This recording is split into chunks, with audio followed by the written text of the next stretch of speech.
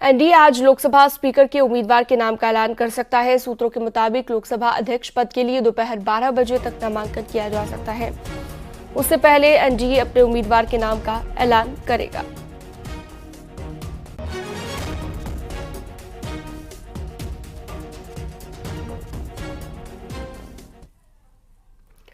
अठारहवीं लोकसभा के पहले संसद सत्र में सांसदों का शपथ ग्रहण आज भी होगा और आज अखिलेश यादव, राहुल गांधी समेत यूपी के सांसद शपथ लेंगे। साथ ही आज उत्तराखंड के सांसद भी शपथ लेने वाले हैं और कल 266 सांसदों ने शपथ ग्रहण की थी। तो बाकी के बचे हुए सांसद आज शपथ ग्रहण करेंगे। राहुल गांधी, अखिलेश यादव भी इसमें शामिल हैं और यूपी के सांसद भी आज शपथ लेने वाले हैं।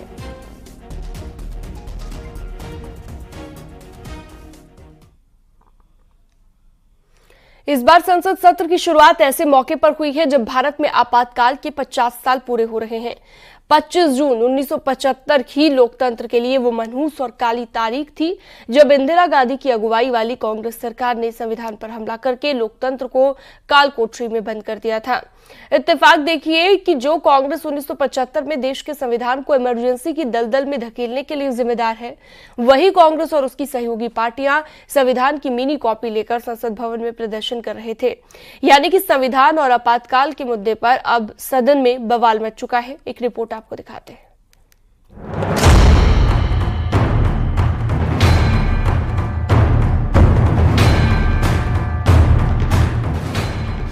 कल 25 जून को भारत के लोकतंत्र में जो काला धब्बा लगा था, उसके 50 वर्ष हो रहे हैं। अमित शाह जी कॉन्स्टिट्यूशन पर, संविधान पे कर रहे हैं, वो हमारे लिए एक्सेप्टेबल नहीं है, वो हम होने नहीं देंगे। डेमोक्रेटिक नॉर्म्स को तोड़ रहे हैं, इसीलिए आज हम ये दिखाना चाहते हैं, भाई मोदी जी आप संविधान के तहत चलिए।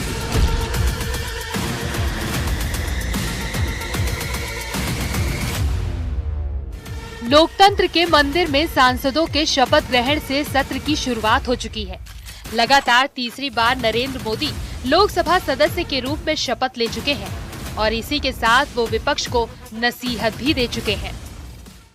मैं नरेंद्र दामोदर दास मोदी, जो लोकसभा का सदस्य निर्वाचित हुआ हूं, एक तरफ पीएम मोदी आपातकाल का जिक्र करते हुए विपक्षी सांसदों को नसीहत दे रहे थे, तो दूसरी तरफ सदन में संग्राम का ट्रेलर भी दिखने लगा। 18वीं लोकसभा के फर्स्ट डे फर्स्ट शो में विपक्षी सांसद संविधान की कॉपी के साथ सदन के बाहर प्रदर्शन करते नजर आए।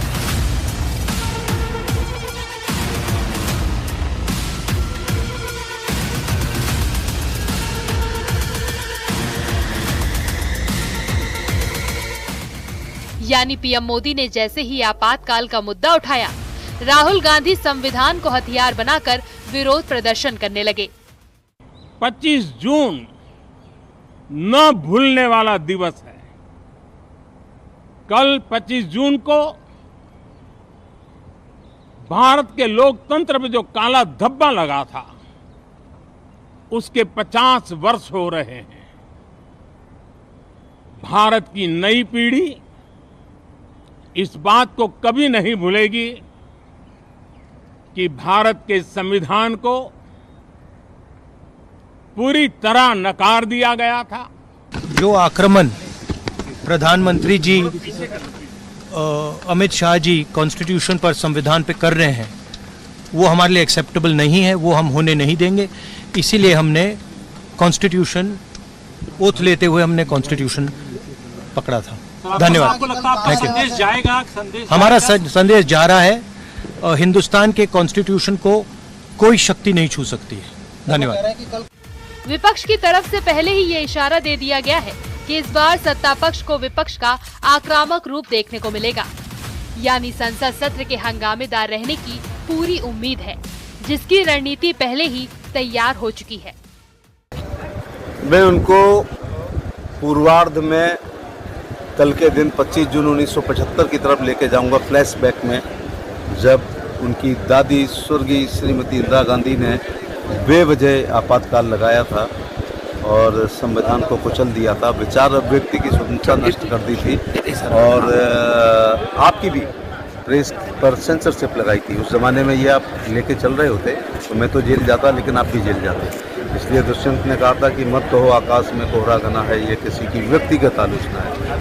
यानी हर नॉर्म्स को, डेमोक्रेटिक नॉर्म्स को तोड़ रहे हैं। इसीलिए आज हम ये दिखाना चाहते हैं, भाई मोदी जी आप संविधान के तहत चलिए।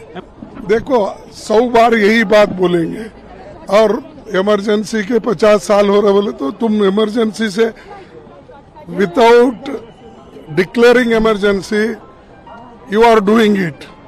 इसीलिए हर बार वही बात बोल के आप कितने दिन ऐसा ही अपनी हुकूमत करना चाहते हैं। दरअसल लोकसभा चुनाव के बाद से ही विपक्ष लगातार अपनी सक्रियता दिखा रहा है। खास तौर से राहुल गांधी, अखिलेश यादव, ममता बनर्जी के अलावा आरजेडी और आप नेता एनडीए सरकार पर निशाना साधने का कोई भी मौका नहीं छोड़ रहे हैं और उन मुद्दों का भी जिक्र कर रहे हैं जिसके दम पर सदन में सरकार को घेरने की तैयारी है। संसद में विपक्ष के मुद्दे यानी नीट में गड़बड़ी, पेपर लीक, प्रोटेम स्पीकर के साथ अग्निवीर योजना और शेयर मार्केट में उतार चढ़ाव के साथ आपराधिक कानून, ये वो मुद्दे हैं जिसका तोड़ निकालने के लिए एनडीए सरकार भी पूरी तरह से तैयार है। यानी जो तस्वीर सदन में पिछले 10 सालों में नहीं दिखी, अब वही तस्वीर आपको अगले कुछ दिनों में दिखने वाली है, जिसका ट्रेलर आज रिलीज हो चुका है। Bureau report, news 18।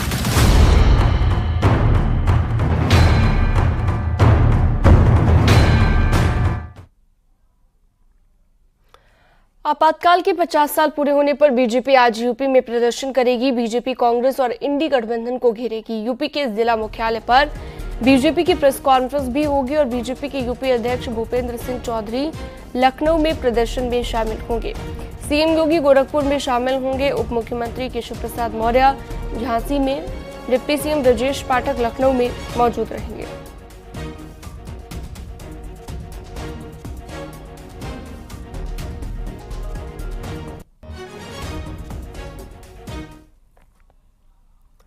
उन्नाव में बेकाबू ट्रक ने मासूम को रौंद दिया और इस घटना के बाद आसपास इलाके में हड़कंप मच गया।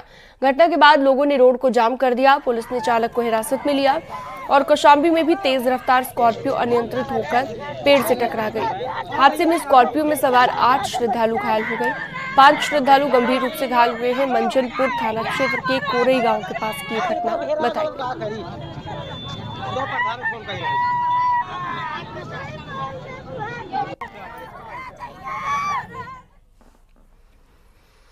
कन्नौज में कथा का प्रसाद खाने से 21 श्रद्धालुओं की हालत बिगड़ गई। सभी को अस्पताल में भर्ती कराया गया। मामला शिबरामऊ कोतवाली क्षेत्र के जयसिंह नगला गांव का है, जहां पर कथा चल रही थी। पूजा के बाद प्रसाद श्रद्धालुओं को परोसा गया। प्रसाद ग्रहण करने के बाद 21 लोगों के पेट में तेज दर्द और उल्टी की शिकायत शुरू हो गई।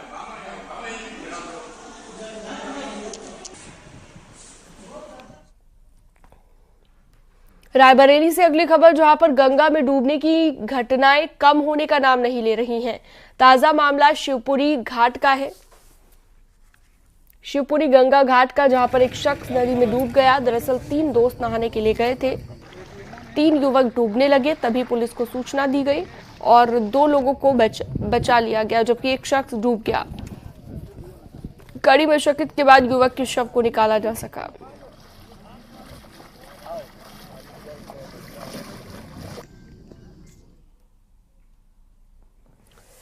कन्नौज में देर शाम एक व्यापारी ने 50,000 की लूट व्यापारी के साथ हो गई, जहां पर पीड़ित व्यापारी बैंक से कैश लेकर जा रहा था। फिराक में बैठे हुए बदमाशों ने कैश लूट लिया और फरार हो गए। व्यापारी के चिल्लाने पर भीड़ ने बदमाशों के साथी को भी दबोच लिया और पुलिस को सौंप दिया। ये घटना तिरवा कोतवाली क्षेत्र के पटेल चौक की बताई गई।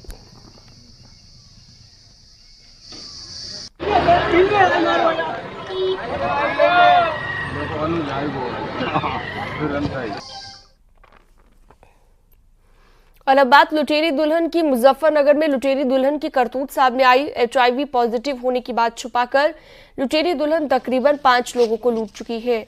जब ये बात प्रशासन को पता चली तो उन पीड़ित लोगों की तलाश की जा रही है जो इसका शिकार हो चुके हैं। दरअसल शिकायत मिलने के बाद पुलिस ने गैंग के 7 लोगों को गिरफ्तार किया है। जेल जाने के बाद शातिर दुल्हन ने खुद को HIV पॉजिटिव बताकर प्रशासन को सकते में डाल दिया, जिसके बाद स्वास्थ्य विभाग ने चेकअप कराया तो युवती पॉजिटिव पाई गई।